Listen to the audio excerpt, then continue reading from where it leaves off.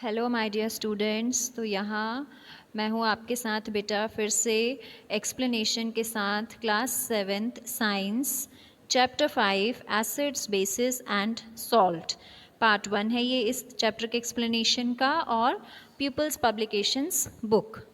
तो let us start the chapter. Okay so बेटा here is your chapter acids bases and salt.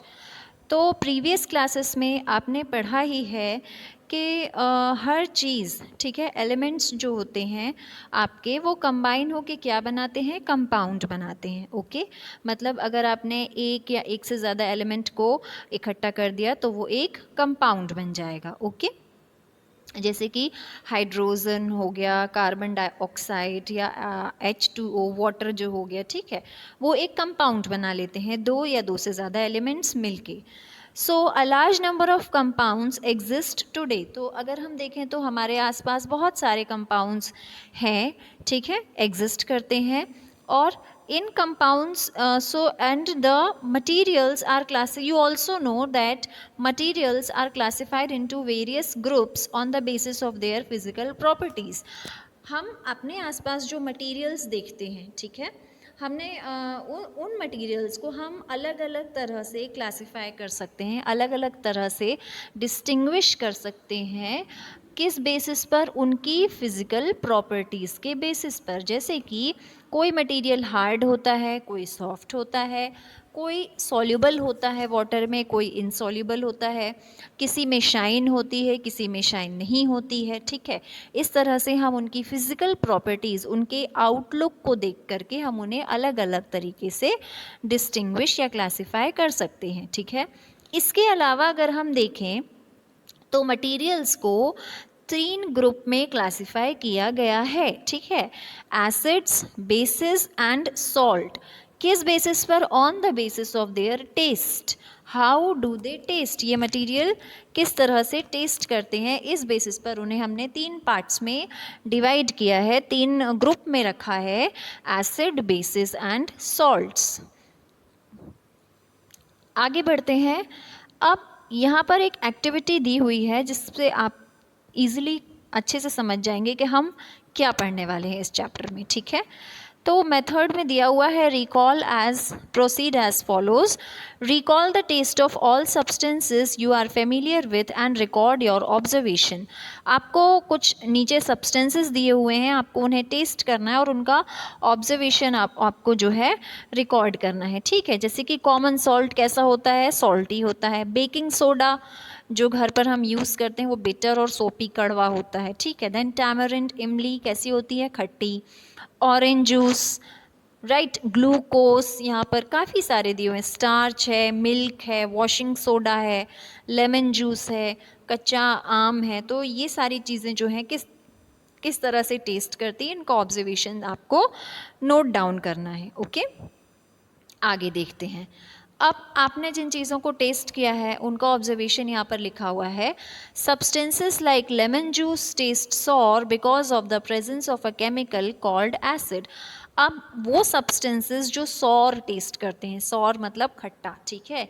अब वो fruit भी हो सकते हैं, फूड भी हो सकता है, कोई लिक्विड भी हो सकता है, ठीक है। जो भी सब्सटेंसेस सॉर टेस्ट करते हैं, वो क्यों सॉर टेस्ट करते हैं? क्योंकि उनमें एक केमिकल होता है, that chemical is acid. Okay because of the presence of acid in them.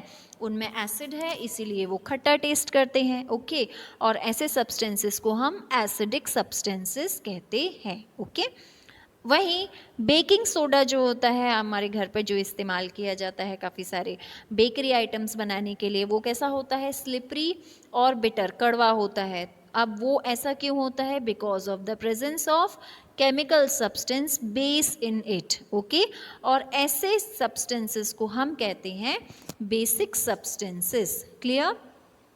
तो यहाँ पर हमने 2 तरह के सब्सटेंसेस की बात की।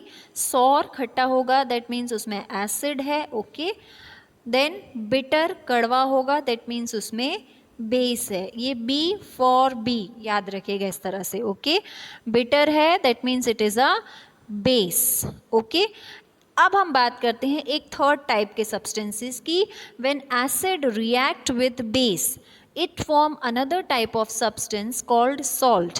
यहाँ पर देखिए, जब ये एसिड बेस के साथ रिएक्ट करता है तो एक नया सब्सटेंस बनता है जिसे हम बोलते हैं salt, SALT, salt. Okay, understood. सो एसिड हमने देखा सौर होता है, खट्टा होता है, बेस हमने देखा कड़वा होता है, और सॉल्ट जो एसिड और बेस के कॉम्बिनेशन से या रिएक्शन से बनता है। ठीक है, तो अब हम वन बाय वन इनकी डिटेल पढ़ते हैं। एसिड, सो एसिड वर्ड जो है लैटिन वर्ड एसिडस से बना है, जिसका मतलब होता है सौर। सौर का मतलब होता है खट्टा। The term acid was introduced in chemistry to name that group of compounds which have a sour taste.